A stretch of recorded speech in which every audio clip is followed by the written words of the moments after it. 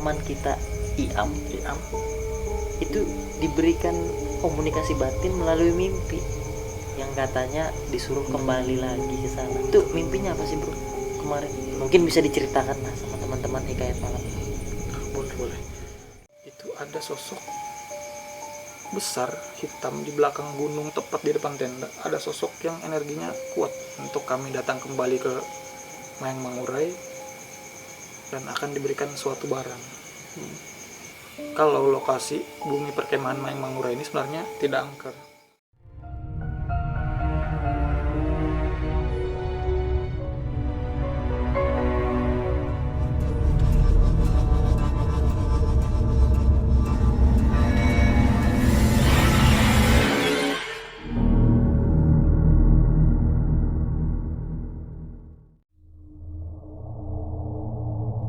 Jadi memang waktu itu sempat ada cerita dari Am ketika selesai dari camping di sana, Pak.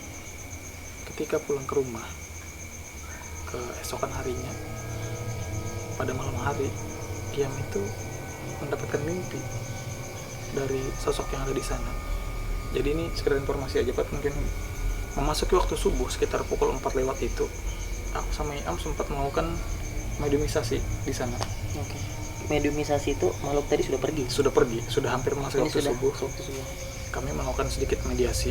Jadi waktu itu sosok yang waktu itu kami rasa berdua energinya paling kuat, itu sempat kami mediumisasi ke Iam.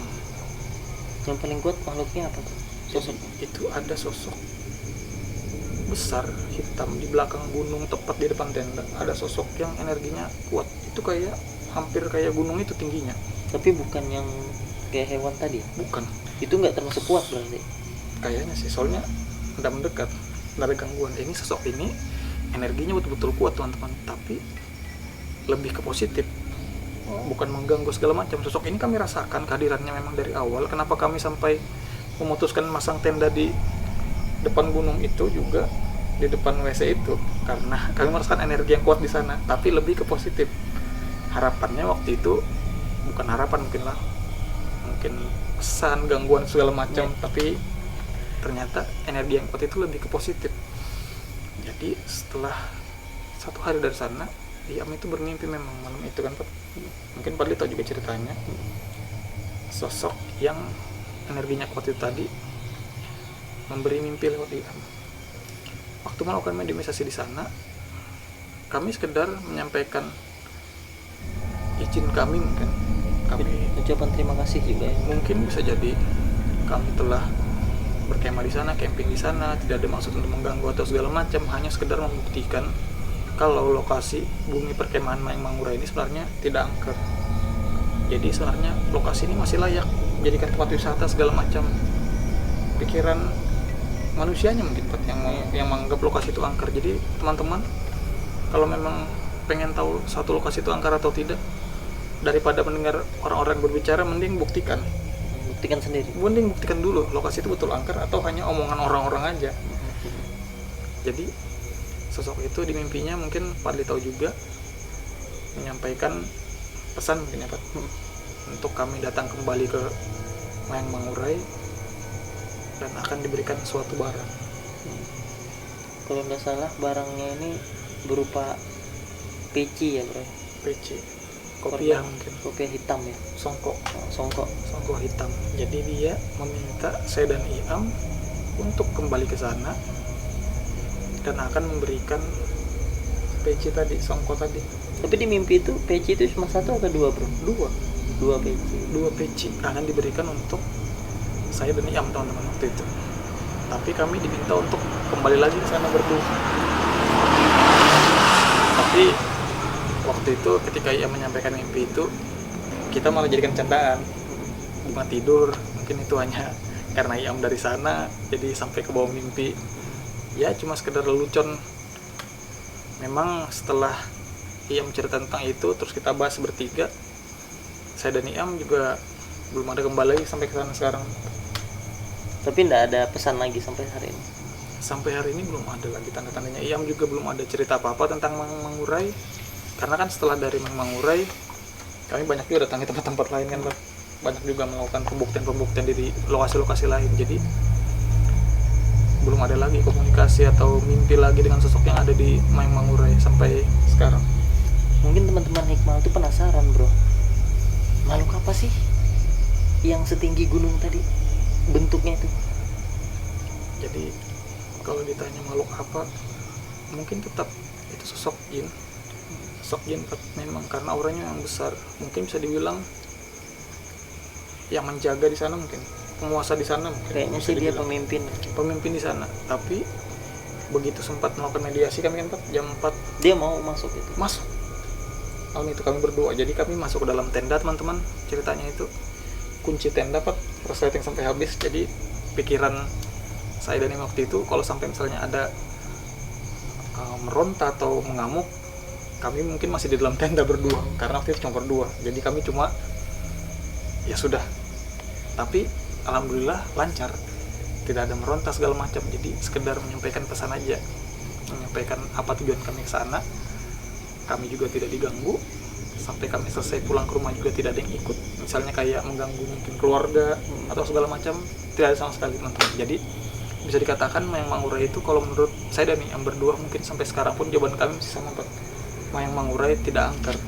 Walaupun dengan munculnya sosok-sosok yang sudah kita ceritakan tadi. Iya, jadi mungkin muncul sosok itu dia lebih ke memberitahu dia tinggal di sana. Tapi kalau menurutku secara pribadi Fer ya, kalau seandainya dengan akal sehat dan naluri manusia, apalagi naluri manusia yang betul dia penakut, Mayang Mangurai itu adalah tempat yang angker. Iya, mungkin tergantung dari masing-masing orang. Masing-masing orang. Ya itulah. Jadi sebenarnya tinggal kembali ke bagaimana menyikapi manusianya.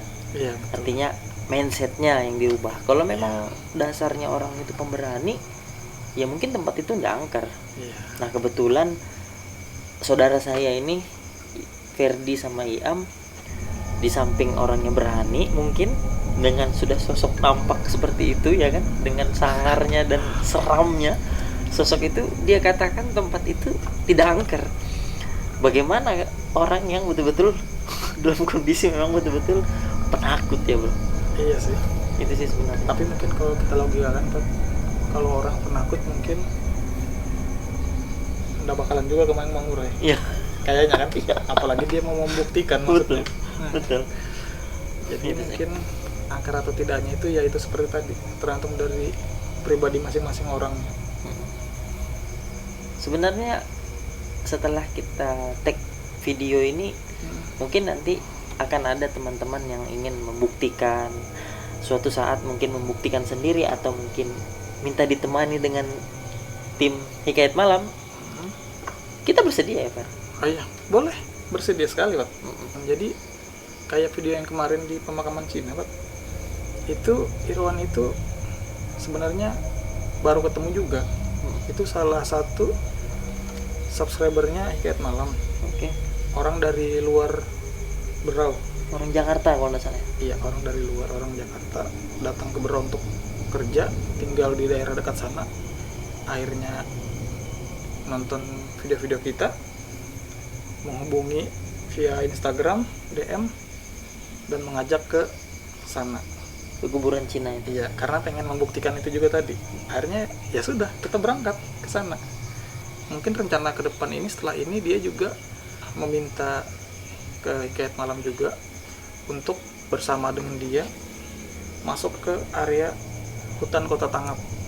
Sebenarnya di video kita sudah ke sana, cuman teman kita itu penasaran, pengen melihat di dalam itu seperti apa. Jadi pengen ditemani. Mungkin next saya, Iam mungkin atau Patri juga, kami bakal temani juga dia karena penasaran. Dia penasaran pengen masuk di malam hari seperti apa, atau mungkin malam Jumat juga gak masuk ke dalam sana. Jadi teman-teman mungkin yang pengen membuktikan sesuatu tentang lokasi mungkin yang khususnya yang ada di Berau, lokasi-lokasi angker, misalnya ingin bersama-sama dengan kita jalan, ya hubungi kita bersedia. Ya. Mungkin bisa langsung DM. Iya. Ya Fer ya. Bisa langsung DM atau bisa menghubungi langsung. Ya boleh. Kontak handphone ada tertera di sana ya?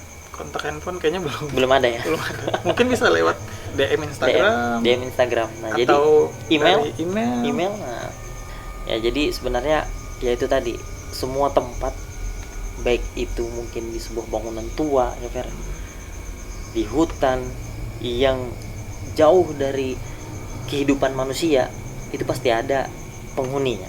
Iya. Itu sudah yang kita tanamkan, penghuninya sudah ada. Kalau untuk angker atau tidaknya itu terserah Anda yang membuktikan. Nah, seperti seperti itu ya, betul.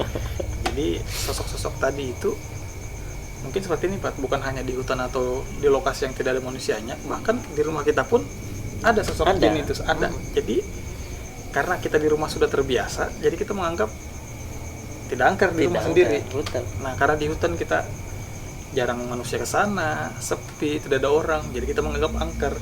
Jadi sebenarnya itu tadi, semua itu tergantung dari mindset kita sendiri sebenarnya untuk lokasi angker atau tidak itu.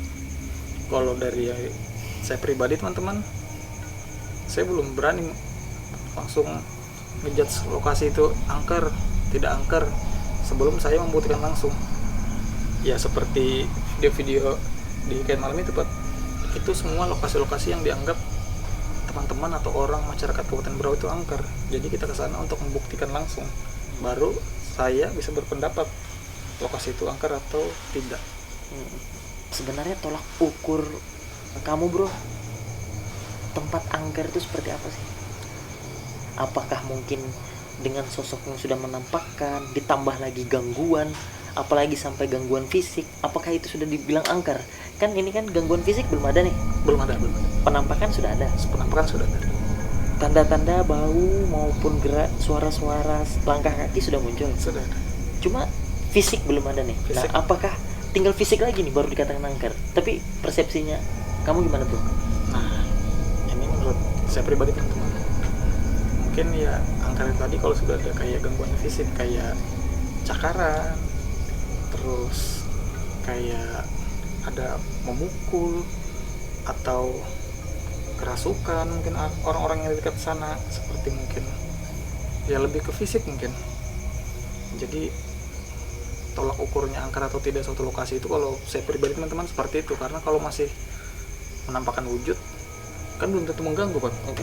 Nah, kalau suara terus aroma sudah pasti di mana-mana kita sering menemukan hal seperti itu. Kita belum bisa mengambil kesimpulan kalau itu angker, bisa aja itu aroma pohon, aroma bangkai hewan yang sudah mati, bisa aja. Kita belum bisa mengatakan itu gangguan. Asumsinya masih bisa kita logikakan teman-teman dengan akal.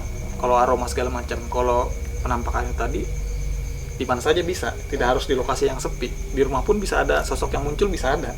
Itu belum tentu bisa dikatakan angker kan? Kalau saya pribadi, kalau teman-teman ya saya itu semua dari teman-teman. Kalau saya angker itu kalau sudah ada gangguan fisik dari sosok itu, kayak bisa mencakar, mungkin membuat kita tidak tenang ada di sana. Kalau saya pribadi itu baru bisa saya nyatakan angker teman-teman. Kalau masih bisa saya logikakan secara akal sehat, saya belum bisa menganggap itu lokasinya angker. Mungkin seperti itu. Ini pendapat saya pribadi teman-teman. Saya tidak menyalahkan pendapat teman-teman yang lain, pendapat orang-orang yang lain saya tidak menyalahkan. Ini murni dari saya pribadi. Berarti lokasi angker itu memang lebih ke kontak fisik ya bro? Kontak fisik. Berarti secara tidak langsung tempat dikatakan angker itu bukan tempat bangunan sunyi aja ya, seperti betul. Kita cerita tadi, betul. Yang sudah disampaikan sama Bro Ferdi tadi, betul.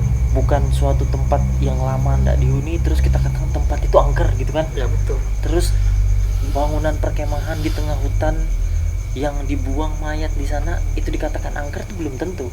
Bisa jadi jalur kita sering lewati, jalan komplek rumah kita bisa dikatakan angker ya. Ketika kita mendapat kontak fisik itu dari secara pribadi. Secara pribadi aku seperti itu.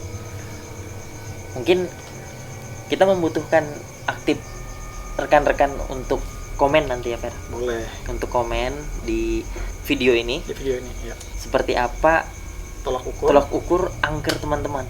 Kita semua komen teman-teman itu sebisa mungkin kita baca, kita balas. Jadi jangan takut. Jadi apapun pendapat teman-teman semua sebisa mungkin pasti dibalas. Pasti dibalas. Kita juga penasaran ini tolak ukur teman-teman untuk lokasi angker ini seperti apa sebenarnya. Karena kalau seandainya kita melihat tolak ukur angkernya Ferdi tadi, ini kita bercerita versi saya dulu ya bro. Iya, iya. Jadi di komplek rumah kami ini, di kompleks ini pernah ada kejadian orang baru selesai melahirkan. Itu tahun 90-an. Nah pada saat itu ada orang yang rumahnya agak jauh dari sini datang bertamu ke rumah saya. Nah pada saat dia pulang sekitar jam 2:30 malam dari sini, melewati depan rumah orang yang baru habis melahirkan tadi. Di perjalanan dia tidak merasakan apa-apa, tidak mencium bau apa-apa, tidak mendengar suara apa-apa. Begitu sampai rumah, dia masuk rumah tidur. Besok paginya dia mandi, badan dia pedis. Ternyata pas dilihat dari kaca, cakaran panjang. Nah, ya mungkin seperti itu.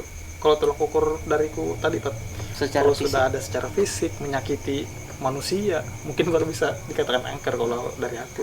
Kalau mungkin secara pribadi, setelah orang itu bercerita dengan pihak keluarga kami dan melihatkan cakaran itu, kami berasumsi itu semacam, ya mungkin ya Fer, mohon maaf uyang, Bisa jadi karena sudah kontak fisik menyakiti, ya. menyakiti.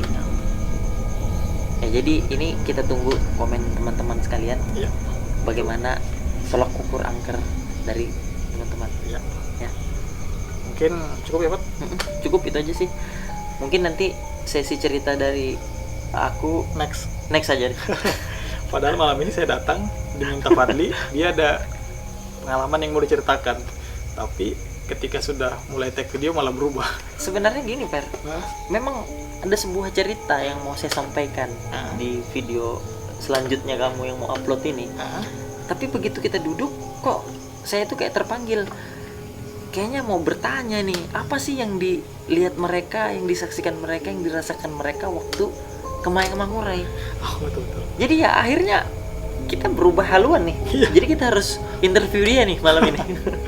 Iya. Jadi ini sebenarnya tidak terduga juga. Jadi saya malah datang ke sini. Jadi saya yang bercerita. Tapi ya nggak apa-apa, Pat. Jadi ini sekedar kita berbagi pengalaman lah tentang di balik layar pada saat pembuatan video hikayat malam. Betul. Jadi seperti itulah salah satunya ya seperti yang saya ceritakan tadi tuh, pengalaman di Mayang Mangurai waktu camping di sana. Jadi ya sekarang mungkin asumsinya bagaimana pemirsa menanggapinya, yang jelas ambil sisi baik dari cerita yang kita sampaikan malam ini ya Fer.